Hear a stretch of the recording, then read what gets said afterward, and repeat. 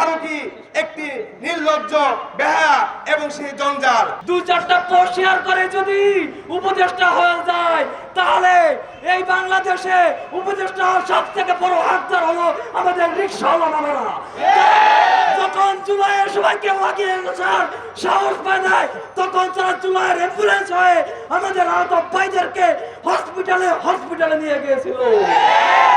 শুনে রাখো, আমরা আপনাদেরকে নিয়োগ দিয়েছি, আমরা বাংলাদেশের মালিকানা আপনাদেরকে দেই নাই। কিভাবে আওয়ামী লীগের দালাল খুনি হাসিনার পাঁচ চাচার দালাল ফারুকীকে উপদেষ্টা হিসেবে নিয়োগ দেওয়া হয়। যারা জুলাই আন্দোলনে প্রতিনিধিত্ব করে নাই, রাজপথে রক্ত দেয় নাই, সেই সমস্ত আওয়ামী লীগ দোসরদেরকে আবার ক্ষমতায় আনার পুনর্বহার চেষ্টা চলছে। আমরা তীব্র নিন্দা প্রতিবাদ জানাই।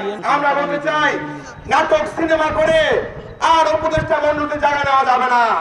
আমরা বলতে চাই যে বা যারা এদেশের ইসলাম প্রিয় ধর্মপ্রাণ মুসলমানদেরকে কটাক্ষ করেছে এবং হেফাজতের সমাবেশের পরে বলেছিল জঞ্জাল মুক্ত বাংলাদেশ, আমরা বলতে চাই আমরাও এই জঞ্জালকে উপদেষ্টা দেখতে চাই না। বলতে চাই এই ফারুকী একটি নির্লজ্জ বেহায়া এবং সেই জঞ্জাল। আওয়ামী লীগ কি আসলেই খুনি? আওয়ামী লীগ কি আসলেই এত জঘন্য যা হাস্যকর এবং দুঃখজনকও বটে? আপনারা অনেক ভিডিও দেখে থাকবেন যেখানে সরাসরি পুলিশ ছাত্র জনতা এবং জনগণের ওপর গুলি চালিয়েছে। এগুলো দেখার পর আওয়ামী লীগ এবং তার পাঁচ হাজার গোলামেরা বলতেই পারে পুলিশ এগুলো পরিস্থিতি সামলানোর জন্য করেছে অথবা নিজেদের যান বাঁচানোর জন্য এগুলো করেছে। কিন্তু আপনারা একটি ভিডিও ফুটেজ দেখে থাকবেন যেখানে সরাসরি পুলিশ স্বরাষ্ট্রমন্ত্রীকে একটি ভিডিও দেখিয়ে বলছে যে দেখুন স্যার, আমরা একজনকে গুলি করি, একজনেই যায় আর বাকিরা দাঁড়িয়ে থাকে। এর মানে কি? এর মানেও কি আপনাদেরকে বলতে হবে এই স্বৈরাচার হাসিনা, এই খুনি হাসিনার কাজেই ছিল তার বিরুদ্ধে যারাই যাবে তাদেরকেই হত্যা করা।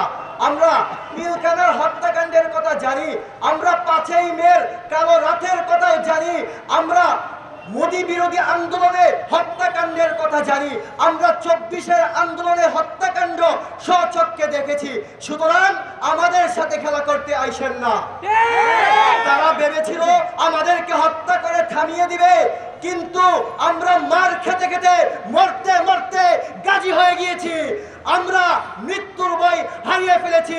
মনে রাখবেন, হরিণ যদি মৃত্যুর ভয় হারিয়ে ফেলে তখন সে বাঘের উপর আক্রমণ করতেও দ্বিধাবোধ করে না।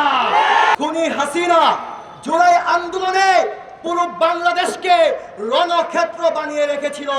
তারা একের পর এক আমাদের ভাইদেরকে শহীদ করেছে।